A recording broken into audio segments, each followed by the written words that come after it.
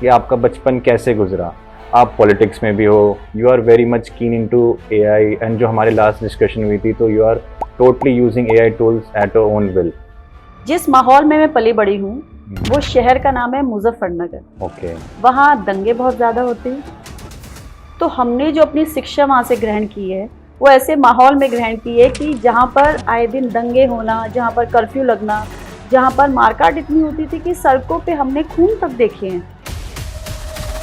नरेंद्र मोदी जी को अगर one word में डिफाइन करना होगा तो दूरदृष्टा, क्योंकि नरेंद्र मोदी जी ने भारत को जिन ऊंचाइयों पे पहुंचाया है वो उनकी दूरदृष्टा वाली जो सोच है, जो वो विजनरी हैं, उसी वजह से। आपने पॉलिटिक्स आई गेस 2014 से स्टार्ट करा जी, मतलब मोदी जी का तो हर जगह नाम था ही, बिल्कुल। और आम आदमी को जस्ट अभी सीट मिली थी जी और कांग्रेस का डाउनफॉल काइंड ऑफ चल रहा था। जी। मतलब इस चीज को कैसे आपने मैनेज करा? जब मैं कॉलेज में थी एमएससी में, हमारे हेड ऑफ द डिपार्टमेंट थे, मतलब अक्सर मुझे ये कहा करते थे, अरे ओ नेता इधर आ। इस समय तो जिसकी सत्ता दिल्ली के अंदर थी, सरकार दिल्ली में थी केजरीवाल जी की, उनके पैर उखड़ रहे थे, कांप रहे थे कि हम क्या करें। मोदी मोदी, पूरे देश में मोदी। और आपकी मैं फोटोज वीडियोस भी देखता हूँ, जिस दिन जो एआई का ट्रेंड आता है वो आपके इंस्टाग्राम पेज या व्हाट्सएप स्टेटस से मुझे दिख ही जाता है। इट्स लाइक अगर कोई आपको फॉलो करे तो हमें पता लग सकता है कि लेटेस्ट ट्रेंड क्या है। तो ये कैसे मतलब पॉसिबल हुआ? देखिए, मैं टेक सेवी हूँ, मुझे टेक्नोलॉजी बहुत ज़्यादा पसंद है कि मैं इसका नए नए तरीके से इस्तेमाल करूँ। योगी जी की सरकार है उत्तर प्रदेश में, लखनऊ में उन्होंने एआई प्रज्ञा नाम से 10 लाख से ज़्यादा लोगों को प्रशिक्षित करने का काम ये जो किया है, ये 10 लाख से ज़्यादा लोगों के लिए आगे के रास्ते भी खुले हैं। स्टेज पे जाने से पहले का आपका मंत्र क्या है? हे कृष्ण। हे Krishna. Hi and welcome to another interesting episode of Creator Cast by Purnima. Today we have with us a very special guest. She is a multilingual leader, be it politics, glamour world, cultural event or spirituality. You can find her at every platform at be it national or international.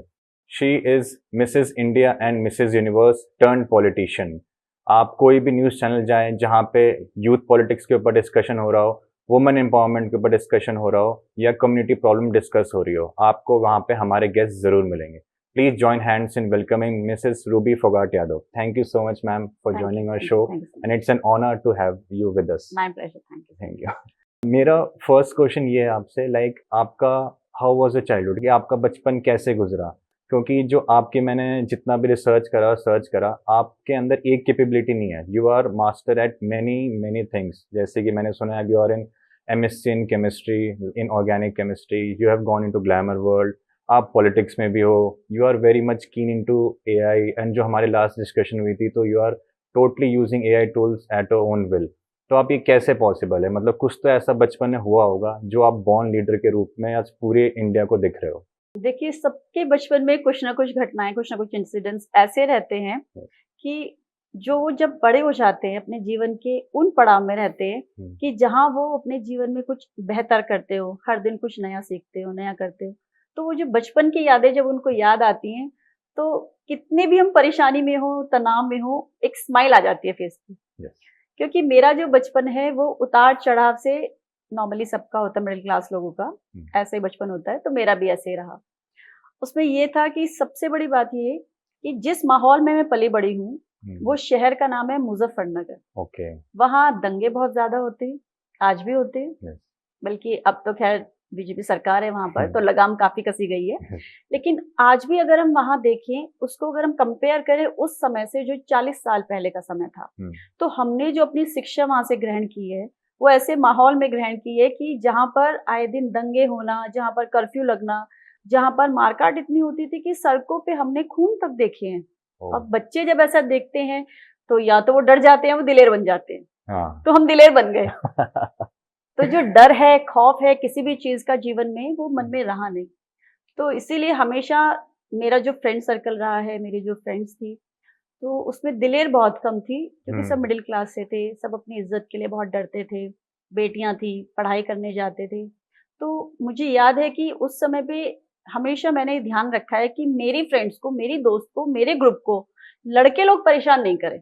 क्योंकि मैं जो थी sports में भी थी, basketball खेलती थी, मैं कराटे सीखती थी, सेल्फ डिफेंस का मुझे हर चीज का मुझे खुद से पता था, और मेरे अंदर दिलेरी जो एक बहुत जज्बा था कि नहीं मुझे सबको प्रोटेक्ट रखना है। मेरे साथ की फ्रेंड्स थी या मुझसे कुछ महीनों बड़ी भी थी, तो मैं हमेशा ये सोचती थी कि उनको कोई दिक्कत नहीं आए, मैं खड़ी हूँ तुम्हारे लिए। तो ये जो मन में हमेशा एक जिम्मेदारी मेरे मन में रही है, ये जो एक जज्बा रहा है, तो इसने मुझे हमेशा जीवन में कुछ करते रहने के लिए प्रेरित किया है, दूसरों के जीवन को सरल बनाने के लिए प्रेरित किया है।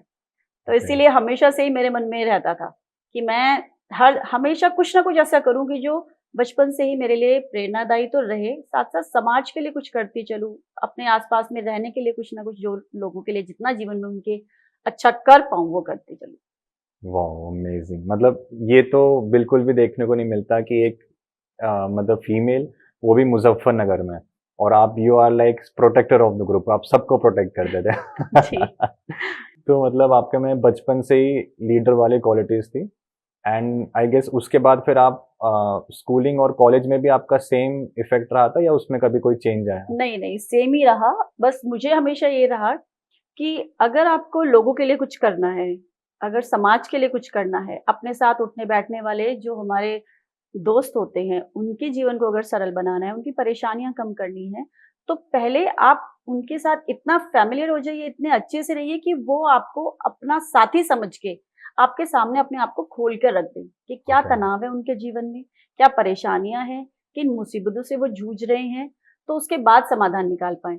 और मैंने कभी ये नहीं सोचा कि मेरा टर्न आएगा या कोई मुझे बोलने वाला है कि भाई आप आइए, आपकी मदद की जरूरत है। मैंने कभी इस चीज की प्रतीक्षा नहीं की, इंतजार नहीं किया कि कोई मुझे बोलने के लिए आएगा।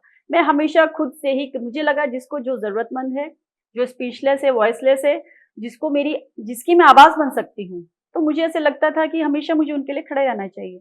तो यही वो कारण थे कि मैं जीवन में लोगों के साथ खड़ी रही हूँ, और मुझे ये सब बहुत अच्छा लगता था। कुछ ना कुछ भगवान की कृपा रही होगी कि जो भगवान ने मुझे इतनी शक्ति दी है कि मैं हमेशा ही लोगों के लिए तत्पर रही हूँ, उनकी मदद के लिए आगे बढ़ती रही हूँ। तो मुझे ये नहीं लगा कि मुझे पोस्ट चाहिए, कोई पोजीशन है तो मैं कोई लीडर बन गई हूँ, तब मैं जाके बचपन में ये चीजें करूँ। मैंने बचपन से ही इसे हमेशा पब्लिक की जो सेवा है उसे जिम्मेदारी मानी। तो that's a responsibility for me. ये तो ट्रू पॉलिटिशियन ट्रेट है।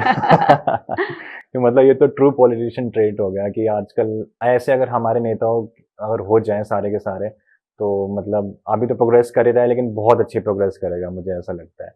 क्योंकि ये क्लियर बातों से पता लग रहा है कि आपके अंदर में और पहले से इसे कोई जुटला नहीं सकता, कि बचपन से ही आपको ऐसे चलते हुए आ रहा है और वही आपने कंटिन्यू करा, और उसी पैशन को आपने अपने प्रोफेशन में कन्वर्ट कर लिया। It's truly very inspiring. हाँ, और उसके बाद जब आपने कॉलेज करा तो हर्ड कि आपने एमएससी इन ऑर्गेनिक केमिस्ट्री करा।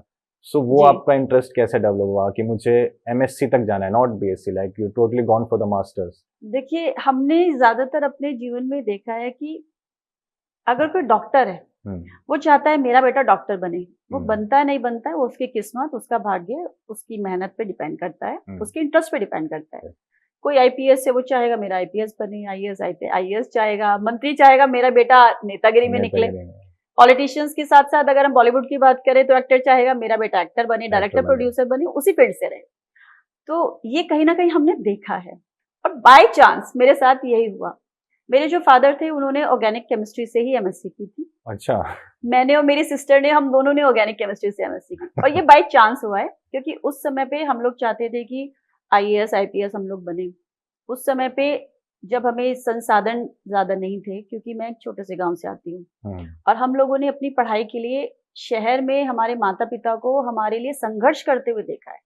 मेरे पिता गांव रहते थे, और उसके बाद मेरी जो माता थी, मेरी मदर, वो शहर में हम लोगों को लेकर सिर्फ शिक्षा के लिए रहती थी, सिर्फ शिक्षा के लिए। और मेरे जो फादर थे वो हफ्ते में 2 या 3 दिन के लिए आते थे मिलने।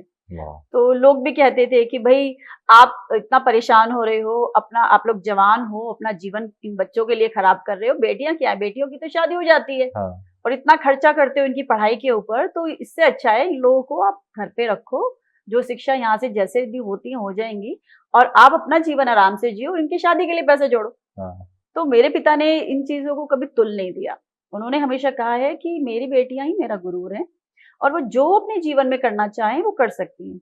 बाय चांस हम लोग फिर जब कोई संसाधन इतने नहीं थे, कोचिंग सेंटर्स हमारे आसपास नहीं थे, उसके लिए भी हमें दूर शहर जाना पड़ता था, अवेयरनेस इतनी नहीं थी, इंटरनेट इतना ज्यादा नहीं था, टेक्नोलॉजी इतनी हाई नहीं थी, तो हमें जो जानकारी प्राप्त होनी चाहिए तो वो सब चीजें मिल नहीं पाई उस समय पे। तो जितना हमारे लिए हो सकता था चीजें हमारे पिता ने की। फिर उसके बाद हमने ग्रेजुएशन की, पोस्ट ग्रेजुएशन की। अब पोस्ट ग्रेजुएशन के बाद भी ये सवाल आ गया था मन में कि बाबा एटॉमिक रिसर्च सेंटर ज्वाइन करें, कुछ मतलब साइंटिस्ट बने, लाइफ में कुछ और करें। लेकिन फिर वही मुद्दे सामने आ गए कि कैसे करें, कौन बताएगा, कहाँ से इंफॉर्मेशन लें, कहाँ से जानकारी प्राप्त करें। तो वो चीजें उस समय पे हो नहीं पाई। तो मन में कहीं ना कहीं रह गया कि कुछ ना कुछ तो ऐसा बड़ा करते, कुछ ना कुछ तो ऐसी खोज करते जीवन में, या कुछ तो ऐसा करते कि जो ये जीवन जब हमें मिला है, मनुष्य जीवन, तो ये ऐसे नष्ट नहीं होता। कुछ तो ऐसा हो कि जब हम दुनिया से जाएं तो हमारे पीछे काफिला हो, या हमें याद किया जाए, या हमारे किए गए कार्यों के जब हम लोगों के लिए काम करते हैं या देश के लिए काम करते हैं, नाम रोशन करते हैं, तो कुछ ना कुछ ऐसा होना चाहिए कि हमारा नाम भी इतिहास में लिखा जाए। तो ये मन में जो जज्बा था, हमेशा माता पिता से ये सुना है, तो मन में सोचा ही था कि कुछ ना कुछ तो ऐसा करेंगे जीवन में। Okay, so inspiring. मतलब I am totally moved away by this कि मतलब इतनी इच्छा है आपके एंड में, और वो आप इतने इंटरेस्ट और पैशन के साथ बता रहे हो कि पता लगता है कि you want to do something, और एब्सोल्युटली आप कर ही लोगे, वो सबको दिख ही रहा है, उसमें कोई डाउट नहीं है। सो मूविंग फॉरवर्ड, तो आपने अपने ये सारी जर्नी करी, एमएससी करी, एंड देन आपके मन में थॉट आया कि अब क्या करें तो क्या करें। तो उस समय आपकी शादी का एकदम से मूवमेंट आया, तो वो कैसे हुआ? कि वो भी एक इंटरेस्टिंग स्टोरी है। एक्चुअली जब आप देखते हैं मिडिल क्लास फैमिली में कोई बच्ची जब अपनी शिक्षा पूरी कर लेती है तो रिश्तेदार पीछे लग जाते हैं। हाँ, शादी करो, शादी करो, लड़के दिखाना, घर वालों को बताना करना। तो मुझे उन सबसे बाहर निकलना था। मैंने इंटरव्यूज दिए, मेरी जॉब वगैरह हो गया, तो मैं अपना जॉब करने के लिए दिल्ली गुड़गांव इधर आ गई। मेरे हस्बैंड के father they know each other. हम लोग फ्रेंड्स थे, शादी हो गई, लाइफ अच्छे से चल रही थी, सब कुछ बहुत अच्छे से था, दुनिया घूमते थे, शॉपिंग करते थे, जैसे टीनेजर तो नहीं, मतलब नई नई शादी जिनकी होती है वो लोग अपनी लाइफ एंजॉय करते हैं। अगर अच्छी फैमिली हो, सब कुछ अच्छा हो, आप खुद भी अपने जीवन में कहीं ना कहीं स्थापित हो गए हो, तो लाइफ एंजॉय करने का एक पीरियड था वो। फिर मेरा बेटा हुआ, उसके बाद हम अपनी लाइफ में बिजी हो गए, तो मन में कुछ रहा ही नहीं कि अब कुछ और करना है। ये है लाइफ, जैसे चल रही है, जिस तरह लेके जाएगी करेंगे जीवन में। तो प्लानिंग कुछ नहीं थी इसके बाद। ओके, सो मतलब आफ्टर फिर शादी के बाद there is a interesting story that मतलब हम सुना है और ऑनलाइन भी हमने रिसर्च करी थी कि आप मतलब by chance you went to a place in Gurgaon, और वहाँ पे आपको एक ब्यूटी पेजेंट का ऑप्शन दिखा कि हाँ ऐसी ऐसी चीज हो रही है। सो मतलब can you elaborate this story कि ये कैसे हुआ? ओके, ये तो बहुत इंटरेस्टिंग है एक्चुअली, मेरे लिए भी आज भी बहुत इंटरेस्टिंग है। और ऐसे लगता है जीवन में कि जैसे स्वयं प्रभु मेरा हाथ पकड़ के मुझे कहीं लेके जाते हैं कि आपके जीवन में अब ये अगला पड़ाव है और आपको यहाँ चलना, और उस रास्ते पे ले जाके मेरा हाथ वहां पर मुझे खड़ा करके छोड़ देते कि अब करो। तो ये मुझे ऐसे मेरे लिए लगता है। मुझे याद है 2013 की बात है, मेरे हस्बैंड मेरे बेटे के साथ हम लोग एम्बियंस मॉल है गुड़गांव में, वहां शॉपिंग के लिए घूमने के लिए गए थे। सैटरडे था, तो मेरा जो बेटा है वो आइस स्केटिंग करता था, उसको बहुत पसंद था कि आइस स्केटिंग करूं। उसको हम लेके गए थे, ब्लूज उस समय हुआ करता था, अभी तो ध्यान नहीं क्योंकि बहुत टाइम हो गया गए हुए। तो उसके बाद वहां हमने देखा कि एक स्टैंडी लगी है, उसके ऊपर प्रमोशन है, Mrs India queen, glamour international का था ये। और ये जो इसका ऑडिशन है ये कल होने वाला है, मतलब Sunday morning, you have to be there at 9 AM। तो मुझे लगा चलो ठीक है कोई पेजेंट का कुछ है। हम लोग निकल गए, शॉपिंग की, बच्चे को घुमाया, and then we came back. फिर शाम के बाद रात होती है, जब इंसान सोता है, सोने से पहले जो दिन भर उसने किया है, कहाँ गया, क्या हुआ, वो मेमोराइज करता है। और मेरी बचपन से ही आदत है कि जो भी दिन भर मेरे साथ हुआ या मैंने जो किया है वो मैं रात को याद जरूर करती हूँ एक बार, पूरे दिन का। तो उस समय लगभग सोचते सोचते हम लोग 10, साढ़े 10, 11 बजे सोए, एंड देन मैं सो नहीं पाई। मैं सोचती रही। फिर मैंने सोचा चलो इंटरनेट पे चेक करते हैं, क्योंकि एक वो समय था जब हमारे पास सुविधा नहीं थी, एक वो समय सारी सुविधाएं हमारे हाथ में है, हमारे स्मार्टफोन में है। तो मैंने सोचा जब चीजें वहां खत्म हुई है लाइफ में, कुछ मतलब पा नहीं सके, तो क्यों ना प्रयास किया जाए, ट्राई किया जाए। तो उसके बाद फिर मैंने जब नेट सर्च किया, सब कुछ किया, उसमें उनकी डिटेल्स निकल आई। तो मैंने इमीडिएटली उनको रात को 12, सवा 12 बजे तक कॉल किया। बाय चांस वो कॉल लग गया, उस कॉल टाइम पे पिक हो गया, उनसे बात हुई, उन्होंने बोला या तो ऑडिशन कल है नहीं तो फिर चंडीगढ़ होंगे नेक्स्ट वीक, नेक्स्ट संडे। तो मैंने बोला चंडीगढ़ कौन जाएगा, यहीं देखते हैं। लेकिन कश्मकश ये थी कि एक तो ब्यूटी पेजेंट का audition means you have to look perfect, Yes, absolutely. आपको रैंप वॉक आनी चाहिए, पता नहीं क्या कराने वाले हैं, कभी किया नहीं रैंप वॉक, क्या होने वाला है, इंटरव्यू कैसे होगा, क्या क्वेश्चंस होंगे, क्या चीजें होंगी, कुछ नहीं पता, टोटली ब्लैंक। Blank. सलोन नहीं गए, स्पा नहीं गए, कुछ नहीं किया। तो खैर ये सब चीजें रात भर सोचते रहे, 1-2 घंटा सोए होंगे सुबह सुबह, देन आई वोक अप। मेरे हस्बैंड सडनली शॉक्ड हो गए, वो बोले कि जो सूरज नहीं देखती थी, मतलब सुबह इतनी सुबह सुबह नहीं उठती थी, आज ये ब्रह्म मुहूर्त में कैसे घूम रही है घर में। तो उन्होंने पूछा क्या हुआ, मैंने बता दिया कि ऐसे ऐसे कल हम गए थे तो ऐसे ऐसे था उसके अंदर, तो मेरा मन है कि मैं जाऊं, मैं करूं, लेकिन मैं करूं कैसे, कोई प्रिपरेशन नहीं, कुछ नहीं। तो उन्होंने बोला अरे हो जाएगा सब, क्या टेंशन है, और तुम सब कर सकती हो, और तुम्हें पता है कि तुम कर सकती हो और तुम कर लोगी। तो इतना कॉन्फिडेंस आया, पॉजिटिव हो गई, मुझे लगा छोड़ो चलो मैं ठीक ठाक दिखने में हूँ, चले जाते हैं। फिर मैं गई वहाँ, इंटरव्यू और सब चीजें हुई, 26 के करीब वहाँ कंटेस्टेंट्स आए थे, और उसके बाद हम लोग फ्रेंड्स बन गए थे, क्योंकि जब 3-4 घंटे आप बैठते हो, एक एक का नंबर आता है तो बाकी लोग दोस्त बन जाते हैं। हाँ. उसके बाद व्हाट्सएप ग्रुप बना लिया वहीं बैठे बैठे। फिर हम सब जब वहाँ से वापस चले फ्रेंड्स, तो हमने डिसाइड किया कि जिसको भी कॉल आएगा वो इस ग्रुप में डालेगा, बताएगा, चैट उसमें होने लगी। तो मैं बहुत बोर हो जाती हूँ, मैं ग्रुप्स में कम अपने आप को जोड़ के रखती हूँ पहले से ही। Okay. तो मैं देख लेती बस किसी का ही नहीं है, तो लकीली 1 हफ्ते बाद मुझे कॉल आ जाता है। अब मैंने सोचा मैंने अगर ग्रुप में डाला, मुझे कॉल आ गया तो सबके मनोबल गिर जाएंगे, उनको लगेगा अरे इसका आ गया, अब हम क्या करें। तो मैंने बोला अभी शांत रहते हैं, जब जो होगा देखा जाएगा। तो मैं शांत रही। उसके बाद फिर ये पेजेंट हुआ, सारी चीजें हुई, फिर मिसेज इंडिया क्वीन का हुआ। उसके बाद लाइफ धीरे धीरे आगे बढ़ती गई, फिर लोकसभा आ गया, बस ऐसे ही होता गया। Amazing. So मेरा इसमें क्वेश्चन है कि फिर उस ग्रुप का क्या हुआ, उस ग्रुप में फ्रेंड्स ने आपको कुछ बोला नहीं कि तुम तो नहीं, वो बन ग्रुप गए? धीरे धीरे इतना इनएक्टिव हो गया, क्योंकि पेजेंट जो होना था वो 2 महीने बाद होना था फिनाले। ओके. तो धीरे धीरे उसमें फिर इतनी ज्यादा मैसेजेस आने बंद हो गए, फिर धीरे धीरे कुछ लोगों ने एग्जिट कर दिया, फिर मैंने भी धीरे से चुपचाप से एग्जिट कर दिया। तो बस उसके बाद फिर पता नहीं क्या हुआ। चलो बच गए आप उसमें। बिल्कुल। अब मेरा नेक्स्ट क्वेश्चन ये है कि I have seen your video कि एक यूट्यूब पे है जहाँ पे आप आई गेस किसी कंट्री में हैं और वहाँ पे you are like giving a speech and everything, so वो क्या आपकी जर्नी थी and which country was that? Okay, I think आप या तो बेलारूस में जो हमारे Yes, ब्यूटी yes, पेजेंट हुआ था yes. उसमें डोमेस्टिक वायलेंस के ऊपर आप बात कर रहे हैं, यस यस एग्जैक्टली ऐसा या कुछ है। फिर यूनाइटेड नेशंस की मेरी स्पीचेस हैं उस पर बात कर रहे हैं। अच्छा, अब दोनों ही बता दो आप। ओके, एक्चुअली जब कोई भी पेशेंट होता है तो उसमें कोई ना कोई पर्पस होता है कि आप किस अवेयरनेस के लिए, किस चीज के लिए आप पेशेंट कर रहे हैं। क्योंकि ब्यूटी का मतलब ये नहीं कि कोई दिखने में गोरा है, काला है, अच्छा है, बुरा है, छोटा है, लंबा है, नाटा है, मोटा है, वो नहीं होता। ओके. Beauty is inside. आप अपने अंदर से क्या सोचते हो, दुनिया के लिए आपके पास क्या मैसेज है, लोगों के लिए आप क्या करना चाहते हो। क्योंकि ब्यूटी पेशेंट कोई ऐसे नहीं है कि आप जाइए, आप एक क्राउन लीजिए, आपके सर पर एक ताज सज गया है तो वो हो गया, नहीं, इट्स अ रिस्पॉन्सिबिलिटी। ये अपने आप में बहुत बड़ी जिम्मेदारी होती है जब आप कैरी करते हो। क्योंकि आप इस तरह से देखिए कि अगर मान लीजिए मैं कोई नॉर्मल सा इंसान हूँ, मैं 10 लोगों में अपनी बात कर रहा हूँ, कोई नहीं सुनेगा। लेकिन अगर मैं पब्लिक फिगर हूँ, मैं 1000 लोग भी वहां इकट्ठे होंगे, सारे सुनेंगे। यस. तो एक रिस्पॉन्सिबिलिटी हो गई ना। जब आपने अपने जीवन में कुछ अचीव किया है तो लोगों को पता है कि आप अपने पैशन के प्रति कितने ज्यादा जिम्मेदार हैं, कितने ज्यादा आप उसके लिए कंसिडर हैं कि आप अपनी चीज को अपने जीवन में आप प्राप्त करना चाहते हैं। इसके साथ साथ जब ये जिम्मेदारी आपके ऊपर आती है तो जाहिर सी बात है कि आपको इसको बहुत अच्छी तरह से उठाना आना चाहिए। आप भाग नहीं सकते जिम्मेदारियों से कभी भी। तो ये कोई ऐसा नहीं है कि ताज सिर पे सज गया तो डॉल की तरह आप रैंप वॉक करते हुए चले, हाथ हिलाया, नहीं। तो बहुत बड़ी जिम्मेदारी होती है, क्योंकि समाज आपको देख रहा है, देश आपको देख रहा है, दुनिया आपको देख रही है।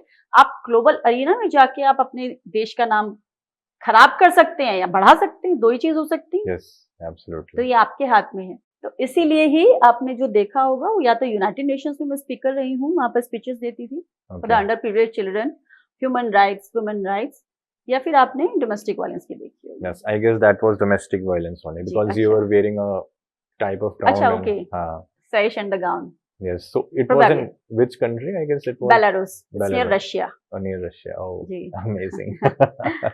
एंड यूनाइटेड नेशंस में भी आप स्पीच देते, like you were representative, they contacted you, या कैसे ये कोलैबोरेशन हुआ था? इसमें एनजीओज होती हैं, ओके। उनके थ्रू मैं गई थी, क्योंकि मैं गवर्नमेंट पोस्ट पे तो हूँ नहीं कि जो इंडिया को वहां जाके उस तरह से रिप्रेजेंट किया जाए।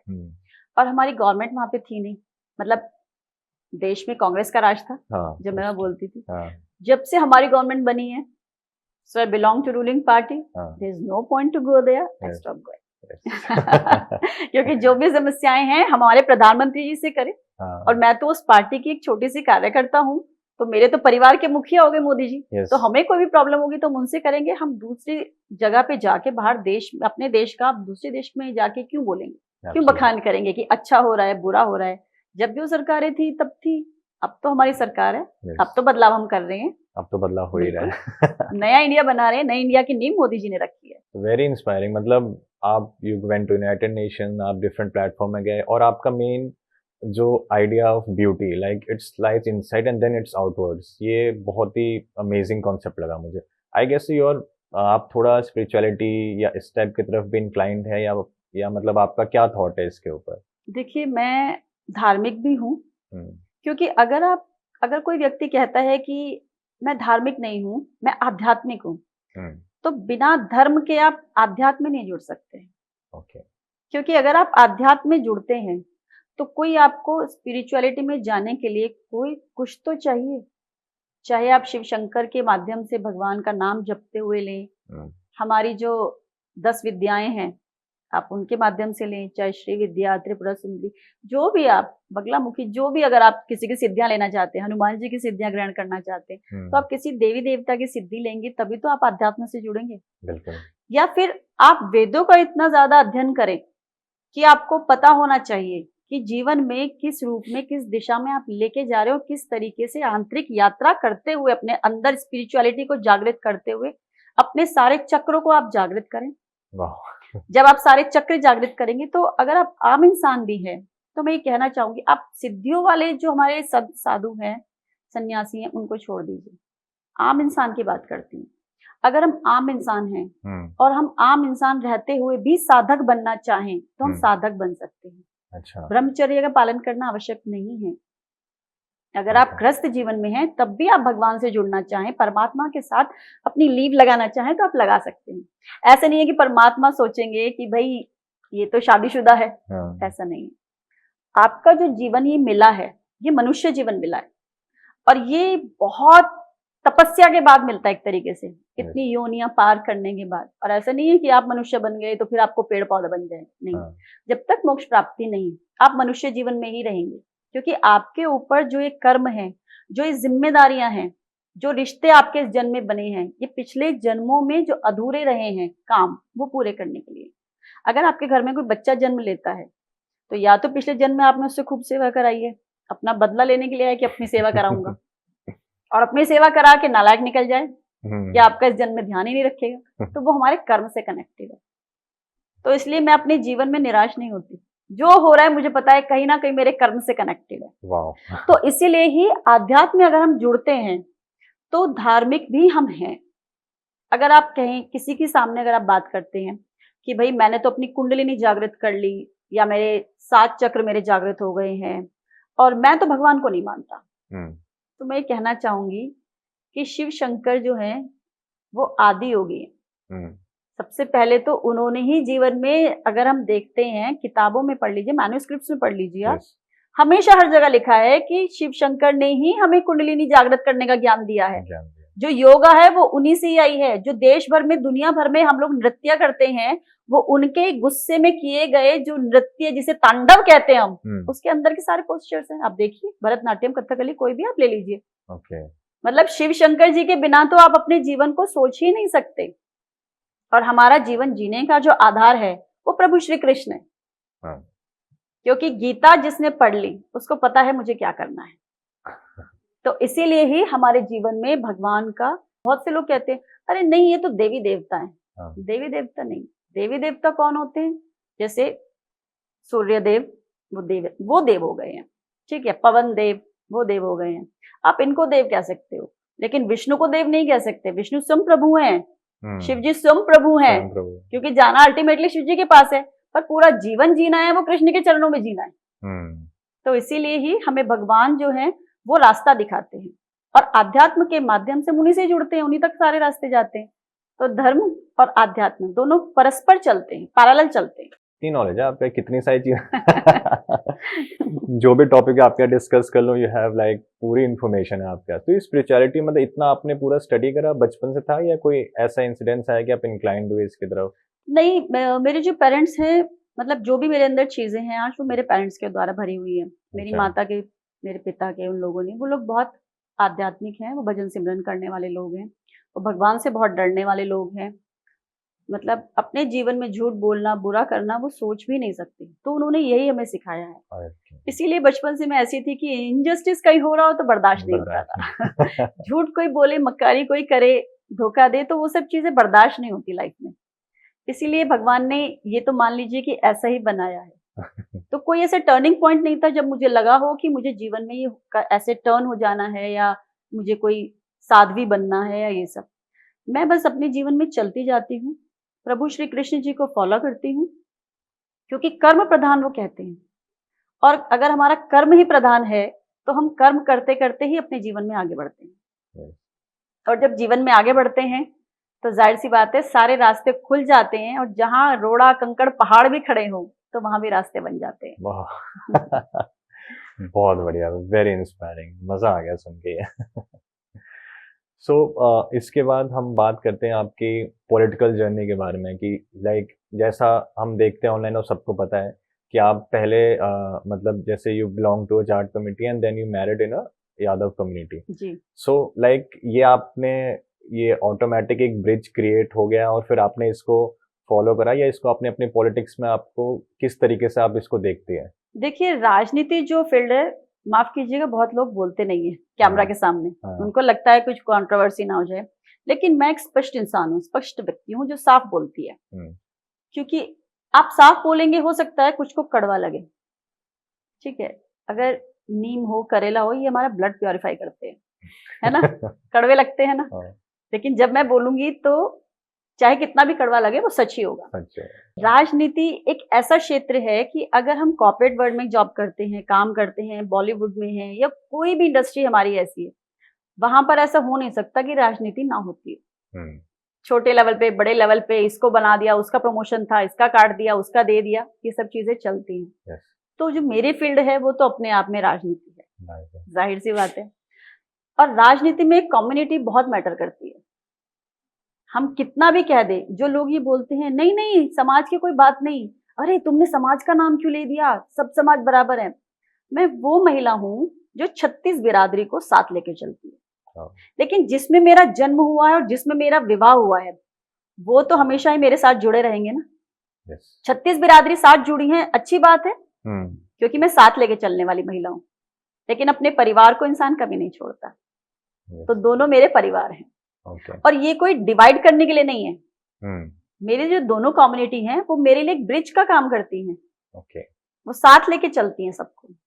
तो इसलिए मुझे तो बहुत गर्व है जिस समाज में जन्म लिया और जिस समाज की बहू हूँ। तभी आपका नाम रहता है Ruby Phogat. You are very proud of that. जी, अमेजिंग। सभी को गर्व होना चाहिए जहां हमने जन्म लिया, क्योंकि बेसिकली किसी भी हमने धर्म में, जाति में, पंथ में कहीं भी जन्म लिया है, बस माँ भारती के आंचल में जन्म लिया है, ये गर्व की बात है। मतलब every answer is very inspiring, like from deep of my heart. आप बहुत इंस्पायरिंग है। और फिर नेक्स्ट मेरा क्वेश्चन होगा कि आपने पॉलिटिक्स आई गेस 2014 से स्टार्ट करा जी, है ना, और आपने इंडिपेंडेंट कैंडिडेट लड़ा जी। और जो मैंने देखा और जो मैंने रिसर्च करी कि उस टाइम बीजेपी एकदम राइज में थी और आम आदमी, मतलब मोदी जी का तो हर जगह नाम था ही, बिल्कुल। और आम आदमी को जस्ट अभी सीट मिली थी जी, और कांग्रेस का डाउनफॉल काइंड ऑफ चल रहा था जी। तो ऐसे में आपका इंडिपेंडेंट खड़ा होना, वो तो ऐसा हो गया कि जैसे सारी परिस्थिति एकदम आपके मतलब अपोजिट, विपरीत है, और तब भी आपने चूज करा कि मैं इंडिपेंडेंट ही खड़ी होंगी, एंड ऑन सरप्राइज आपको इतने ज्यादा वोट मिले। और मतलब इस चीज को कैसे आपने मैनेज करा? कि मतलब ये तो अगर कोई सोचे कि ऐसे टाइम पे इंडिपेंडेंट लड़ना, तो कोई भी अगर किसी से सलाह भी आप लोग कहेंगे भाई अभी मत करो, ये सबसे ऑपोजिट टाइम है, और आपने वो करके वोट्स भी ले लिए, तो कैसा ये पूरी जर्नी थी और क्या एक्सपीरियंस था आपका? देखिए, सबसे पहले मैं एक चीज मुझे याद आ गई। हाँ। जब मैं कॉलेज में थी एमएससी में, हम्म, हमारे हेड ऑफ द डिपार्टमेंट थे, आरपी सिंह उनका नाम था, डॉक्टर आरपी सिंह हाँ। हमारे सर थे। तो वो मुझे हमेशा, मतलब अक्सर मुझे ये कहा करते थे, अरे ओ नेता इधर आ। तो वो मुझे हमेशा, मतलब क्योंकि बेटी की तरह बहुत स्नेह करते थे। हम्म, और जब अपनापन होता है ना, तो वहाँ आप तुम ये सब नहीं चलता, वहाँ तू तड़ाक चलता है। तो अच्छा। वो हमेशा ऐसे बोलते थे। जाट थे वो भी ऑफ कोर्स। और उत्तर हाँ। प्रदेश में हमारे कॉलेज, आपको पता ही है, हम लोग सब मतलब बिल्कुल बहुत क्लोज रिलेशन होते हैं टीचर्स के, बच्चों के, आपस में सबके, माता पिता परिवार की तरह। हम्म, तो जिस समय वो मुझे ऐसे कहा करते थे, तो उस समय कहीं ना कहीं उनको मुझ में लीडरशिप क्वालिटी नजर आती थी। तभी वो बोल बोलते थे, ये तो नेता बनेगी। तो आज वो जहां भी हो, परमात्मा उनको स्वस्थ रखे। तो वहां से जब एक क्वालिटी आपके अंदर होती है, जो बचपन से आपके खून के अंदर है, जीन्स में है, रगों में है, तो वो जब आपको लेके जाती है, जनता के बीच हमेशा आपका रहना, लोगों से जुड़ाव बनाए रखना। हम्म, और ऐसे में जब लोकसभा चुनाव सामने हो, सडनली लोग आपके पीछे पड़ जाएं कि नहीं लड़ो, तुम लड़ो, क्योंकि तुम हमारी लड़ाई लड़ सकती हो। अच्छा। अगर तुम लड़ोगी तो तुम मतलब हम बन गए। उनको लगता था कि पार्टी से जो लोग लड़ रहे हैं वो स्थापित नेता है। हाँ। कोई 2 बार का एमएलए है, कोई 3 बार का एमएलए है, 1 बार एमपी लड़ चुका है, 1 बार एमपी रह चुका है, किसी की पार्टी आ गई है दिल्ली के अंदर सत्ता में। तो लोगों में जब ये धारणा थी, तो उनको लगा कि ये नहीं है, हम्म, बैकअप नहीं है, कोई बात नहीं, हम इसके लिए हैं। ओके। तो जब जनता ने मुझे इतना पॉजिटिव किया, उन्होंने बोला कि आप हमारे लिए करती हो, मदद करती हो, अच्छी बात है, लेकिन अगर आपकी कलम में वो ताकत आ जाएगी, तो जो हमारी सुनवाई कहीं नहीं हो रही है, बोल। चाहे टूटी सड़कें हो, जल भराव हो, बच्चों के एडमिशन में प्रॉब्लम आती हो, हॉस्पिटल्स में एडमिशन में प्रॉब्लम आती हो, कोई मोहल्ला क्लिनिक उस समय ने, किसी भी तरह के डिस्पेंसरी नहीं, कोई क्लिनिक्स नहीं थे, कुछ भी नहीं थे, मोहल्ले में क्या, आसपास गांव में नहीं थे। क्योंकि आप ये देखिए, ठीक है, यहाँ प्रवासी लोग रहते हैं दिल्ली में, लेकिन यहाँ पे दिल्ली के लोकल लोग भी तो रहते हैं, हाँ। गांव भी तो है यहाँ पर। तो जब गांव के लोगों ने मुझे कहा, जब उन क्लस्टर्स के प्रधान ने मुझे कहा, झुग्गी झोपड़ी के लोगों ने मुझे कहा, तो मन में विचार आया कि ठीक है, चलो अब करते हैं, अब कर ले। Now that's the right time. तो फिर मैंने सोचा, और उसके बाद फिर मैं मैदान में उतर गई।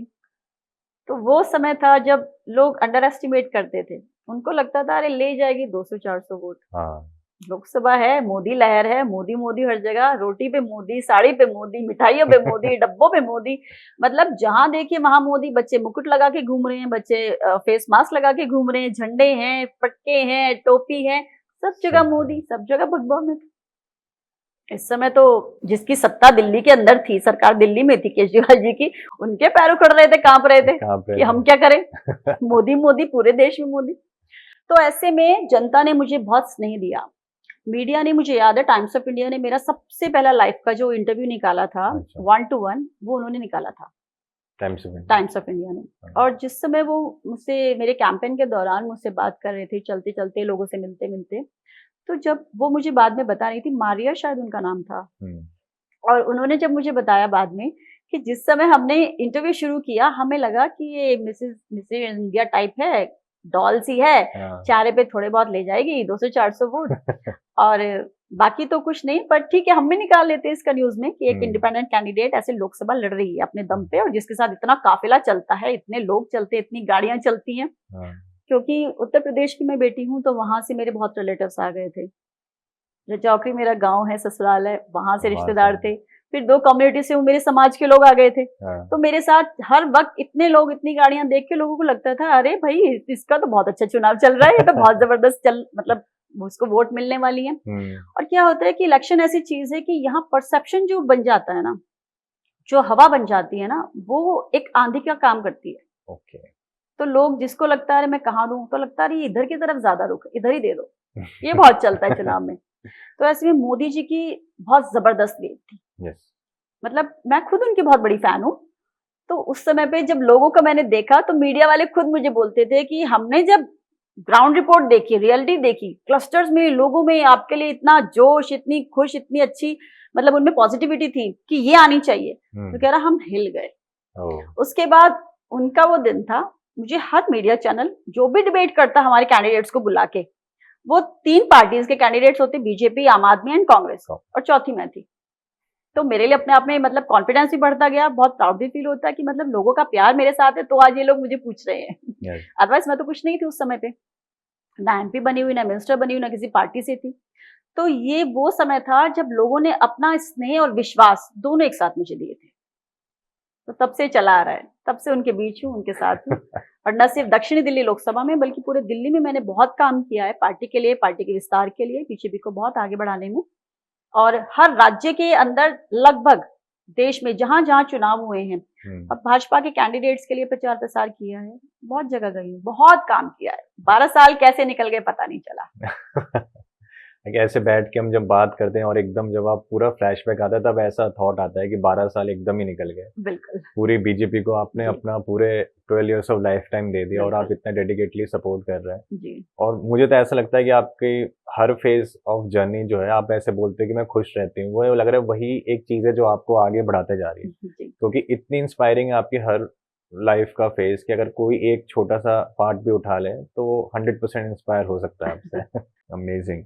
और एक और चीज मैं जानना चाह रहा था कि जैसे कोई और इंडिपेंडेंट चुनाव लड़ना चाहता है, जी, ठीक है, किसी एरिया से, और आज के टाइम में अगर इंडिपेंडेंट चुनाव वो लड़े तो उसको क्या क्या चीजें ध्यान रखनी चाहिए और वो कैसे आपके जैसा गांव के लोगों के साथ कनेक्ट कर सकता है, being like Mrs India, Mrs universe and still, क्योंकि नॉर्मल परसेप्शन ये होता है जो आपने बताया कि एक डॉल जैसी है, आएंगी और अपने चेहरे पे वोट ले जाएंगे, लेकिन ऐसा हुआ नहीं, आपने लोगों के दिल में जगह बनाई। तो कैसे बनाई आप? देखिए, सबसे पहले तो आपको अपने आप को ही तैयार करना पड़ता है। जो एक शब्द है ना, दृढ़ इच्छा शक्ति, अगर वो आपके अंदर है और आप ये सोच लो कि कोई भी परिस्थिति हो, कितनी भी विपरीत हो, मेरे खिलाफ चाहे पूरी दुनिया खड़ी हो जाए, अगर मुझे मैदान में उतरना है तो उतरना है, चाहे गर्दन कलम हो जाए, मुझे डटे रहना है, तब तो आप अपने जीवन में कुछ कर जाएंगे, चाहे कितनी भी हार का सामना करना पड़े। लेकिन अगर आपने सोच लिया कि 4 दिन घर से निकले शोशा देख के कि हाँ रूबी यादव ने कर लिया तो चलो हम भी ट्राई करते हैं, ये ट्राई करने वाली चीज नहीं है। ये है कि फिर इसे आप अपने जीवन का हिस्सा बना लीजिए, क्योंकि अगर ये आपके जीवन का हिस्सा बन जाती है राजनीति, तो ही आप इसमें घुसिए, वरना टाइम पास करने के लिए और बहुत सारे प्रोफेशन है तो आप वहां चले जाइए। इसमें आना है तो पहले अपने आप को तैयार करना पड़ेगा। और जहां तक है इंडिपेंडेंट चुनाव लड़ने की बात, हमारी पार्टी सबका स्वागत करती है भाई, हमारी पार्टी से जुड़ो, कभी ना कभी मौका दिया जाएगा, उसमें क्या फर्क पड़ता है। आप पहले जनता के बीच में अपनी पहचान बनाइए, और पहचान बनती है आपके कर्म से। अगर आप काम करेंगे, उनके सुख दुख में खड़े हैं, उनकी जो परेशानी है, उनकी जो समस्याएं हैं, उनका निवारण कर पाएंगे, समाधान कर पाएंगे, तो ही तो आप आगे वोट ले पाएंगे उनसे। अगर आप घर से निकले नहीं, डमी कैंडिडेट के तौर पे आप आ गए सीधा मैदान में, जनता आपको जानती नहीं, क्षेत्र में कोई आपको पहचानता नहीं, टिकट अगर आप पार्टी से लेंगे तो भाई चलो ठीक है, हम जैसे कार्यकर्ता सब लगेंगे, तो हम निकाल ही लेंगे, क्योंकि बीजेपी तो बहुत काम करती है, हम तो दिन रात लगे रहते हैं। लेकिन अगर आप इंडिपेंडेंट है तो मुझे नहीं लगता कि आपको मतलब जनता का प्यार मिलेगा, क्योंकि मैंने बहुत संघर्ष किया तब मैं मैदान में उतरी, बहुत सालों तक लोगों के बीच में रही तब मैं मैदान में उतरी। तो एकदम से कोई नहीं जा सकता, ये बहुत टफ फील्ड है, ट्राई करना चाहिए, ट्राई कीजिए जिसको करना है। आप ये कॉन्टैक्ट, मेरी पार्टी में सबका स्वागत है। यस। तो इससे मेरा एक सवाल उठता है जो आपने बोला, तो अब जैसे लेट्स से कि आपने ट्राई करा पॉलिटिक्स में आने का, then you gone for the independent, आपने चुनाव लड़ा, उसके बाद आपने बीजेपी ज्वाइन कर लिया। तो बीजेपी ज्वाइन करने के बाद आपने जैसे टिकट मांगा, आई गेस 2 बार आपने लोकसभा का मांगा और 3 बार आपने विधानसभा का मांगा, लेकिन आपको वो टिकट नहीं मिला, ठीक है। तो उसके बाद आपका क्या रिएक्शन था इस चीज़ के ऊपर कि जैसे नॉर्मली कहते हैं हमारे पॉलिटिक्स में या ऐसे कि टिकट कट गया, इसको टिकट नहीं मिला, 10 लोग थे करा, 9 लोगों को टिकट कट गया करके वर्ड बहुत ज़्यादा यूज़ करते, ये नहीं बोलते कि नहीं मिला, ऐसे बोलते कि टिकट कट गया। तो इस पे आपका क्या विचारधारा है इस चीज़ के ऊपर? देखिए, मेरे लिए ये खुद अपने आप में गर्व की बात है कि मैं विश्व की सबसे बड़ी संगठन की एक छोटी सी सिपाही हूँ जो गिलहरी का काम करती है। अपनी संगठन का विस्तार करना, जो टास्क हमें राष्ट्रीय से मिलते हैं उन टास्क को जन जन तक पहुंचाना, जो योजनाएं प्रधानमंत्री जी के द्वारा लागू की गई हैं देश भर में, जन कल्याणकारी योजनाओं का लोगों को लाभ दिलाने के लिए शिविर लगाकर उनको उन योजनाओं में एनरोल करके उनको पूरी तरह से उनका जितना भी फायदा मिल सके वो कराना। तो ये जो हमारे काम हैं, हम दिन रात इसी में लगे रहते हैं, हमारे पास इतना सोचने का वक्त नहीं होता। और जहां तक आपने टिकट की बात की है कि टिकट कट गया, टिकट उसका कटता है कि जिसको टिकट दे दिया हो, अनाउंस कर दिया हो और बाद में किसी और को चुनाव लड़वा दिया हो, टिकट उनसे मना कर दिया लड़वाने के लिए, उसे कहते हैं टिकट कटना। जिसे टिकट ही नहीं मिला उसका कटेगा कैसे? सही बात, ठीक है। हाँ, वो बात अलग है कि जब से मैं संगठन में आई हूँ, मेरे सामने 2 लोकसभा और 3 विधानसभा चुनाव ऐसे रहे हैं कि जिसमें क्षेत्र की जनता को, आम लोगों को, जिनके बीच में मैं 12 साल से दिन रात बनी हूँ और उससे पहले से एज ए सोशल एक्टिविस्ट बनी रही हूँ, उन लोगों को एक उम्मीद थी कि अब की बार शायद अब की बार, अब तो पक्का, इस बार तो 100% इसी को टिकट मिलेगा। लोगों को ये सब इसलिए लगता रहा क्योंकि मैं उनके बीच में बहुत मेहनत से संगठन का काम करती हूँ। तो उनको जो एक उम्मीद है कि इसके कलम में कब ताकत आए, इसको कब मिलेगा, इसका नंबर कब आएगा, तो वो जो उनकी प्रतीक्षा है, प्रभु श्री कृष्ण जिस दिन चाहेंगे पूरी हो जाएगी। क्योंकि हमारे यहाँ संगठन सर्वोपरि है और जो पार्टी ने तय कर लिया वो तय कर लिया। अगर कोई व्यक्ति, कोई नेता ये कहता है कि कैमरा के सामने स्पेशली कि भाई मुझे कोई फर्क नहीं पड़ता, मेरा टिकट कटा है, हम तो संगठन को मानते हैं, हम तो संगठन के लोग हैं और जो संगठन ने कर दिया ठीक है, मुझे बिल्कुल कोई फर्क नहीं, ये सब बिल्कुल झूठ है। क्योंकि हम सभी इंसान हैं, हम सभी हाड़ मांस के बने हैं, लोहे के नहीं बने कि कोई असर नहीं हो, फर्क नहीं हो। और खास तौर पर जब आप इतनी शिद्दत से, मेहनत से, पूरे लगन से, इच्छा शक्ति के साथ, दृढ़ता से अपने क्षेत्र में काम करते हैं, उस समय आपको टिकट ना मिलके किसी और को मिल जाता है, या किसी ऐसे व्यक्ति को मिल जाता है जो कभी घर से नहीं निकलता, किसी ऐसे व्यक्ति को मिल जाता है जो कोई 2-3 विधानसभा दूर या कोई दूसरी लोकसभा से या किसी दूसरी जगह से आया हुआ हो, तो कार्यकर्ताओं को थोड़ा फर्क जरूर पड़ता है, आम कार्यकर्ताओं को। लेकिन हमारी पार्टी हमें इतना मेहनत से, इतना मजबूत बना देती है अंदर से कि जब हमारा टिकट नहीं हो पाए या जब हमें कोई पद ना मिल पाए, उसके बाद भी हम संगठन के विस्तार के लिए, संगठन की जीत के लिए, संगठन के लिए ही काम करते हैं। और हम ये सुनिश्चित करते हैं कि हमारे यहाँ जिसको भी टिकट दिया गया है 100% हम अपना लगाएं और अपनी सीट निकलवाएं, तो फर्क नहीं पड़ता फिर कौन बनाए। तो ये एक दिन हो सकता है जिस दिन आपका नाम अनाउंस नहीं होगा, किसी और का हुआ हो, दूसरे दिन भी आपको वक्त लग सकता है खड़े होने में, लेकिन तीसरे दिन से आप संगठन का बैग उठा के, झोला उठा के आप काम में लग जाते हैं। तो ये हमें संगठन तैयार करती है। और जो लोग ये सब नहीं करते तो संगठन के नहीं होते, वो सिर्फ अपॉर्चुनिस्ट होते हैं जो अपॉर्चुनिटी का इंतजार करते हैं कि मेरे झोली में कुछ गिर जाए। तो हम संगठन के लोग हैं, अब मिला ठीक, तब मिला ठीक, नहीं मिला तो भी ठीक, आगे मिले तो भी ठीक और नहीं भी मिलेगा तो भी ठीक, क्योंकि हमारा मेन मकसद है लोगों के बीच में बने रहना, उनको परेशानियों से दूर करना और अपनी संगठन का विस्तार करना। ये हम कर ही रहे हैं और करते रहेंगे। तो मैं बहुत पॉजिटिव इंसान हूँ। आई गेस आप बहुत ही ज्यादा पॉजिटिव है। इतना तो पॉजिटिव मेरे को लगता कोई नेता होगा। मुझे नहीं तोड़ सकते जल्दी से। हाँ, ये तो क्लियर पता लग रहा है, आपको नहीं तोड़ सकते, ये तो आपने एकदम ही स्पष्ट कर दिया जी। क्योंकि हर चीज में ही है आपका, लाइक कल्चरल इवेंट्स भी है, स्पिरिचुअलिटी भी है, आपका बचपन भी एकदम ऐसा गुजरा है, स्ट्रॉन्ग एंड रिबेलियन टाइप का, और फिर आगे आके आपके जो बीजेपी के लिए विचारधारा है कि आपको टिकट ना मिलने के बाद भी यू आर लाइक कि मैं तो अपना कर्म करते रहूंगी, फल की चिंता नहीं है और मेरा कर्म मेरा बीजेपी है। बिल्कुल, ये तो आपने बिल्कुल ही स्पेसिफाई कर दिया।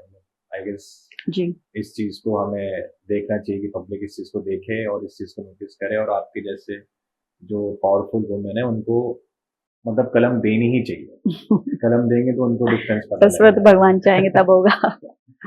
तो इसी में जैसे मान लेते हैं हम आपको कलम दे दी गई और आपको लोकसभा का टिकट मिल जाता है, तो पहले ऐसे क्या 5 या 6 बदलाव होंगे जो अपने क्षेत्र में करना चाहेंगे, या जो पब्लिक की डिमांड है जो अभी तक हो नहीं पा रहा है या हो रहा है या होने वाला होगा? सबसे पहले तो मैं, जो लोग, कोई भी नेता हो, किसी भी पार्टी से हो, जो ये झूठे वादे करते हैं, मैं इनसे दूर रहूंगी। मैं कर्म में विश्वास रखती हूँ तो मैं काम करूंगी।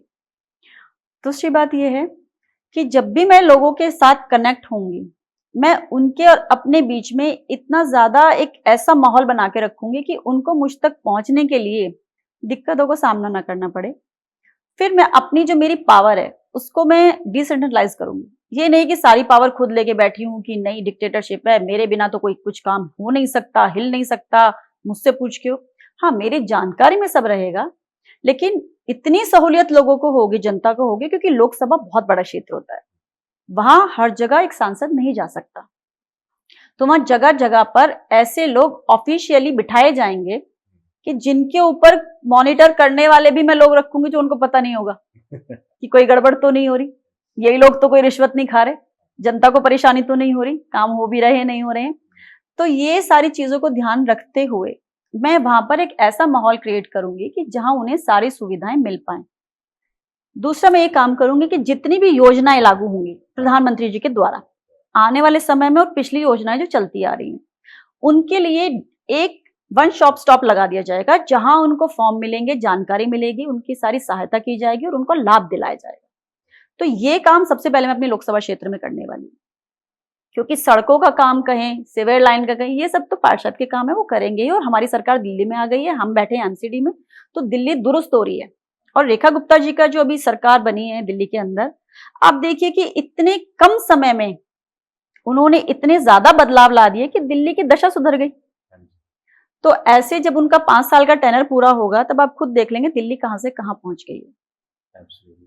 और दूसरा ये कि जो मेरे क्षेत्र के अंदर लोगों के पास रोजगार नहीं है, मैं वो रोजगार जो है दोबारा से खड़े करवाऊंगी वहां। उसका माध्यम होगा कि सबसे पहले तो जो हमारी मिनिस्ट्री है स्किल डेवलपमेंट की, उसके माध्यम से युवाओं को, या जो महिलाएं घर बैठी हैं और कुछ करना चाहती हैं, ऐसा नहीं है कि आपको पढ़ा लिखा होना जरूरी है, अगर आपके अंदर स्किल्स हैं तो आप पढ़े लिखे नहीं भी हैं, आप कुछ करना चाहते हैं तो आप सीख सकते हैं। वहां पर मैं कैंप्स लगवाऊंगी और इन शिविर के माध्यम से उनको सिखाने के बाद मुद्रा योजना के माध्यम से लोन दिलवाऊंगी कि भाई आप लोन लीजिए। क्योंकि अभी क्या है कि आप लोन लेते हैं तो भी कई बैंक परेशान कर देते हैं कभी कभी। जैसे आयुष्मान भारत योजना है, उसमें बहुत सारे ऐसे लोगों का सामना करना पड़ता है कि वो दिखाते हैं कार्ड है, फिर भी हॉस्पिटल्स परेशान करते हैं। तो ऐसी कंप्लेंट्स भी हमारे पास आ रही हैं दिन रात। तो योजनाओं का लाभ उन्हें दिलवाना, उनके छोटे छोटे उद्यम लगवाना। क्योंकि आप देखिए कि मान लीजिए आप हैं, अगर आज आप एक नौकरी करते हैं, आप सिर्फ अपने लिए करेंगे। अगर आप एक छोटा सा उद्यम लगाते हैं, आप जॉब्स क्रिएट कर सकते हैं, तो आप कितने लोगों को रोजगार देंगे। तो ये मैं जागरूकता जब अपने क्षेत्र में फैलाऊंगी, मैं चाहती हूं कि जहां से भी, जब भी मैं सांसद बनूं, जो भी मेरे लिए पार्टी तय करे, तो वो क्षेत्र जो हो एक मॉडल बन के तैयार हो। मैं इतना काम वहां पर करूं, और जितना भी मेरे क्षेत्र के अंदर लोग अपना उद्यम लगाएंगे, खुद छोटे छोटे फैक्ट्रीज लगाएं, छोटे छोटे काम शुरू करें, औरों को भी जॉब दें, तो वहां बेरोजगार कोई होगा नहीं। बेरोजगार नहीं होगा तो क्राइम नहीं होगा, क्राइम नहीं होगा तो महिलाएं सुरक्षित, बेटियां सुरक्षित, बड़े बुजुर्ग सुरक्षित। तो उनकी सुरक्षा वाला मेरा एक हेडेक तो वहां से भी कम होगी। ठीक है, तो जो बाकी आम जो समस्याएं हैं उनका समाधान तो हमारी सरकार अभी कर ही रही है, चाहे सीसीटीवी की बात हो, महिला सुरक्षा की बात हो। तो मैं बड़े मुद्दे जो रह जाएंगे तब तक, जब तक मुझे कलम में ताकत दी जाएगी, तो मैं इन सब पे काम करने वाली हूँ। इन सब चीजों को मैं आगे फॉरवर्ड करने वाली हूँ कि लोगों तक सारी सुविधाएं पहुंचे, साथ साथ उनके घर में 4 पैसे आने शुरू हो जाए। तो मेरा सबसे बड़ा मुद्दा रहेगा रोजगार। क्योंकि आप देखिए, जिस दिल्ली में हम रहते हैं, इस राजधानी के अंदर एक जगह ऐसी है जनकपुरी के अंदर, जहां पर पहले काठ के खिलौने बनाए जाते थे, आर्टिशंस थे, बहुत बड़ा हब था, वो बहुत बड़ा क्लस्टर था, वो आज बंद हो गया है। और आज हमारे देश की जो लकड़ियां हैं, शीशम हो, टीक, मतलब जो भी लकड़ियां हैं, उनके बने हुए खिलौनों की इंटरनेशनल मार्केट में बहुत बड़ी डिमांड है। तो जो हमारा एक फिस्कल डेफिसिट है, वैसे तो वो धीरे धीरे घट रहा है, लेकिन आने वाले टाइम में अगर हम देखते हैं, प्रधानमंत्री जी के नेतृत्व में हम विश्व की सबसे, मतलब जो हमारी क्या कहते हैं, अर्थव्यवस्था है, वो हर दिन बढ़ रही है। ठीक है, सबसे युवा देश है हम, डेमोक्रेसी जो है हमारी वो सबसे बड़ी है। तो जो इतना युवा देश है, जो पूरे विश्व की अगर हम बात करते हैं, तो हमारे जो युवा हैं, जब वो अपने उद्यम लगाएंगे, जब वो खुद से रोजगार पैदा कर देंगे, तो फिर हमें क्या जरूरत है किसी और की। हमें किसी के इन्वेस्टमेंट की भी जरूरत नहीं। हमारे देश में हमारे बच्चे इतना इन्वेस्ट कर देंगे, यहीं का पैसा यहीं घूमता रहेगा और विदेश का पैसा भी इधर जो भी आ रहा है। तो जाहिर सी बात है कि सबसे बड़ा मुद्दा मेरा रहेगा लोगों को काम देने का। मैं काम दिलवाऊंगी, ये मेरा मुद्दा है। बहुत ही सुंदर, बहुत ही बढ़िया कि ये, मतलब मुझे ऐसा लगता है कि आप बस रेडी बैठे हैं कि बस एक बार कलम दे के देखो। नहीं, मेरे पास सब, मेरे यहाँ सब रेडी है, मुझे पता है शिक्षा व्यवस्था हो, कोई स्वास्थ्य व्यवस्था हो, कोई भी हो, बिल्कुल दुरुस्त बहुत सारी चीजें हो रही हैं दिल्ली में। जो बहुत काम ऐसे हैं जो नहीं अभी हो रहे हैं, वो आने वाले समय में सब हो जाएगा। और आप एक्साइटेड भी, तो पता लगता है कि आप दिल से ही चाहते हो ये चीज करना। हम जो अपनी कॉन्वर्सेशन कर रहे थे, और जो उसमें मैंने देखा कि आप लाइक एआई टूल्स भी सारे यूज कर रहे हो, और आप फोन से अपनी सारी की सारी चीजें खुद ही मैनेज कर लेते हो। और आपकी मैं फोटोज वीडियोस भी देखता हूँ, जिस दिन जो एआई का ट्रेंड आता है वो आपके इंस्टाग्राम पेज या व्हाट्सएप स्टेटस से मुझे दिख ही जाता है। इट्स लाइक अगर कोई आपको फॉलो करे तो हमें पता लग सकता है कि लेटेस्ट ट्रेंड क्या है। तो ये कैसे मतलब पॉसिबल हुआ? देखिए, मैं टेक सेवी हूँ, मुझे टेक्नोलॉजी बहुत ज्यादा पसंद है कि मैं इसका नए नए तरीके से इस्तेमाल करूँ। अच्छा। इतना ज्यादा मैं एआई का यूज नहीं करती, लेकिन मुझे पता सब है कि कैसे क्या है। पर हाँ, ये है कि इलेक्शन कैंपेन्स हो या आने वाले समय में लोगों से कैसे कनेक्ट होना है, क्या चीजें हम और कर सकते हैं, क्या बेहतर हम अपने जीवन में कर सकते हैं, तो एआई के माध्यम से ये बहुत अच्छे तरीके से कर सकते हैं। क्योंकि आने वाले समय में अगर आप देखें तो एक रेवोल्यूशन की तरह है। अभी आप हर जगह देखेंगे कि आर्टिफिशियल इंटेलिजेंस जिसको देखिए इसी की बात कर रहा है। बच्चे पढ़ाई कर रहे हैं, कोर्सेज कर रहे हैं, उनकी स्किल डेवलप हो रही है, इसी फील्ड में वो आगे से आगे बढ़ रहे हैं। तो ये अपने आप में बहुत बड़ा फील्ड है। तो इसीलिए मुझे एआई के लिए मैं सबसे पहले आपको एक और जानकारी देना चाहूंगी, आपके माध्यम से मुझे देखने वालों को भी। हमारी जो गवर्नमेंट है, केंद्र सरकार और राज्य सरकार, जहां जहां भाजपा की राज्य में सरकार है, हम हर जगह पर एआई को इतना ज्यादा प्रमोट कर रहे हैं कि हम शिक्षा के जो नए रास्ते खुल रहे हैं उनके लिए, उसमें भी हम सिलेबस में हर चीज में एआई को प्रमोट कर रहे हैं। दूसरी जगह अगर महाराष्ट्र की बात करें तो महाराष्ट्र सरकार ने वहां पर एलएनटी और केपीएमजी के साथ मिलकर 700 करोड़ का एक ऐसा प्रोजेक्ट तैयार किया है कि वहां पर उन्होंने एआई की जो साइबर लैब है वो बनाई है, जो देश की पहली लैब है। तो जब इस तरह से गवर्नमेंट पूरा सपोर्ट कर रही है, एआई को प्रमोट कर रही है, और ऐसे में उत्तर प्रदेश गवर्नमेंट पीछे नहीं है। योगी जी की सरकार है, उत्तर प्रदेश में लखनऊ में उन्होंने एआई प्रज्ञा नाम से 10 लाख से ज्यादा लोगों को प्रशिक्षित करने का काम ये जो किया है, ये 10 लाख से ज्यादा लोगों के लिए आगे के रास्ते भी खुले हैं। क्योंकि जब वो उनकी स्किल डेवलप हो जाएगी, जब वो प्रशिक्षित हो जाएंगे, तो वो खुद रोजगार के ऐसे रास्ते खोलेंगे कि बाकी लोगों को भी रोजगार मिलेगा। और इसी के साथ साथ उत्तर प्रदेश में तो एआई सिटी तक बसाई जा रही है, जिसमें अगर 10,700 करोड़ का निवेश वहां किया जा रहा है। वहां का इंफ्रास्ट्रक्चर आप आने वाले समय में देखेंगे।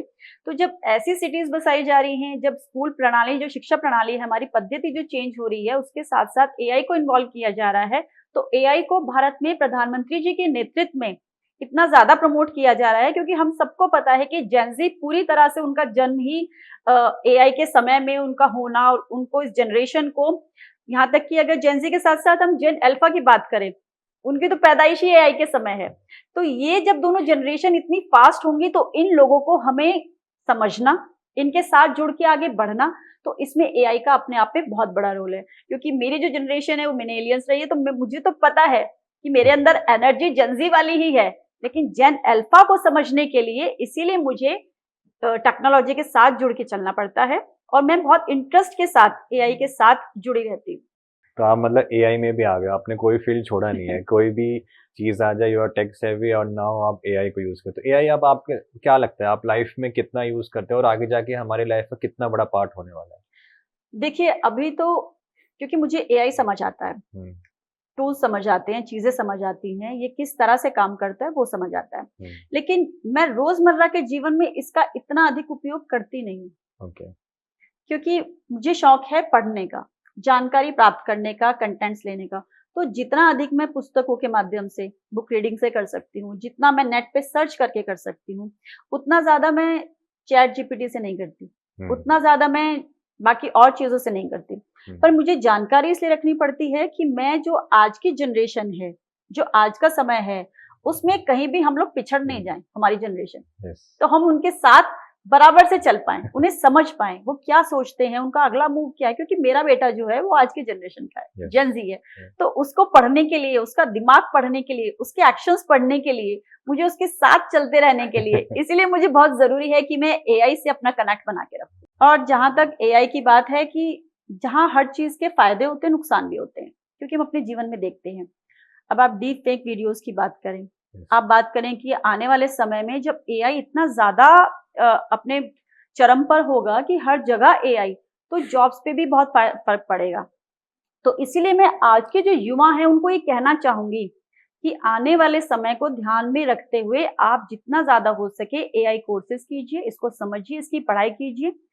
जो भी आपका वक्त होगा, जब आप रोजगार की तरफ बढ़ेंगे तो आप रोजगार के और रास्ते खोल पाएंगे, क्योंकि जब एक तरफ बेरोजगारी बढ़ेगी AI के आ जाने से, पूरी तरह मार्केट में छा जाने से, तो तब हम रास्ते जब नए खुलेंगे तो उसमें हम अपने युवाओं का मुंह देखेंगे कि कम से कम युवा कुछ नया कर रहे हैं, ताकि और लोगों को भी इसमें रोजगार मिल सके। तो जहां फायदा होता है वहां नुकसान भी होता है, क्योंकि हमारी जो पर्सनल लाइफ है, प्राइवेसी है, उस पर भी बहुत फर्क पड़ता है AI से।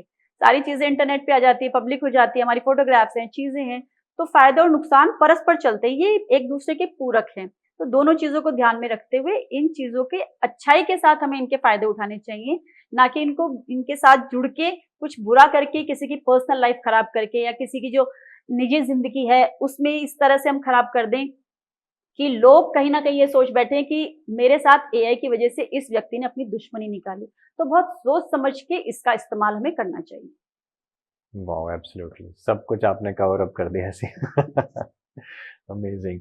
सो मेरा इस टेक सेवी मोड का एक लास्ट क्वेश्चन होगा जी। कि आपको क्या लगता है कि AI गुड है या बैड है, या हमारे आने वाले फ्यूचर जनरेशन को ये कैसे अफेक्ट कर सकता है? क्योंकि आज की डेट में हम देख रहे हैं कि जो जनरेशन गैप है दैट इज वो जो है बहुत इंस्टेंट बिल्डअप हो रहा है। बिल्कुल। हाँ, कि जो आज के जो पेरेंट्स हैं जी। उसके टाइम पे जस्ट फोन आया ही आया था, जी। और अब एकदम से AI में जेन अल्फा जैसा आपने बताया वो जी। एकदम आ रहे हैं। तो ये जो बीच का इतना बड़ा गैप डेवलप हो रहा है, जिससे अधिकतर की पेरेंट्स की थिंकिंग टोटली अलग है जी। और जो आज की जनरेशन है उसकी थिंकिंग टोटली अलग है।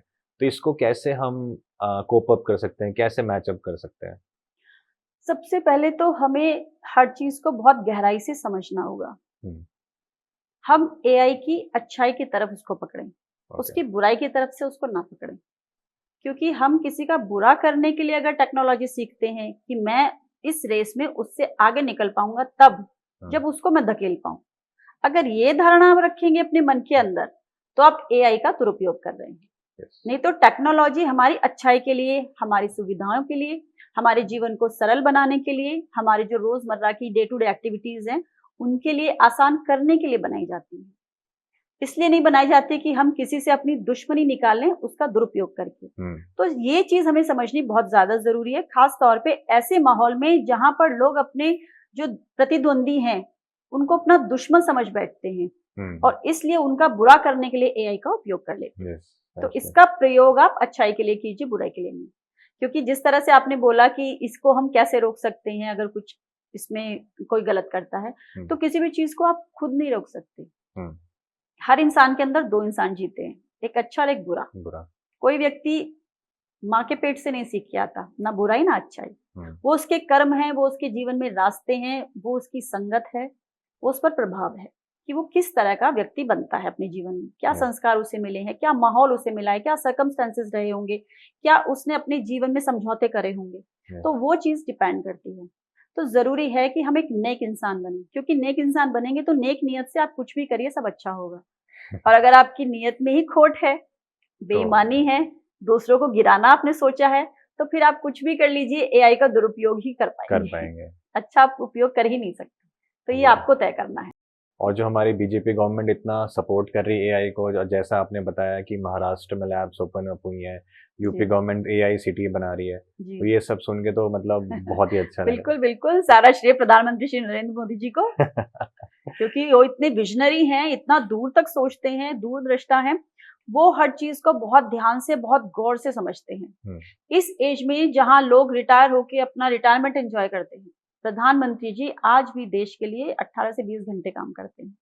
जो हमें आपको टीवी पर जितना दिखता है ना कि वो रैली कर रहे हैं, वो यहाँ गए, वो वहां गए, वो उससे दुगना तिगना करते हैं, क्योंकि हमें हर चीज नहीं दिखाई देती। जो उनके पास इतनी इंफॉर्मेशन है, उनका दिमाग मुझे ऐसे लगता है सुपर कंप्यूटर है क्या। क्योंकि कोई ऐसी फील्ड नहीं है जिसमें उनका टच ना हो, कोई ऐसी जानकारी नहीं है जो उनको ना हो, कोई ऐसी चीज हमारे देश के अंदर शायद ही बन रही हो जो उनको पता नहीं हो।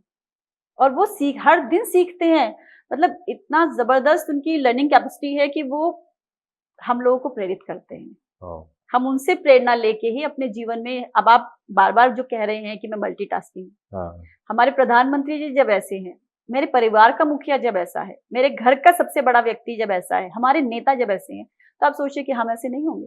उनके पद चिन्हों पर ही तो चलेंगे, उनके तो फुटप्रिंट्स है जिसे हम फॉलो कर रहे हैं। Yes. तो इसीलिए प्रधानमंत्री जी के दिखाए मार्ग पर चलते हैं। Amazing. जी।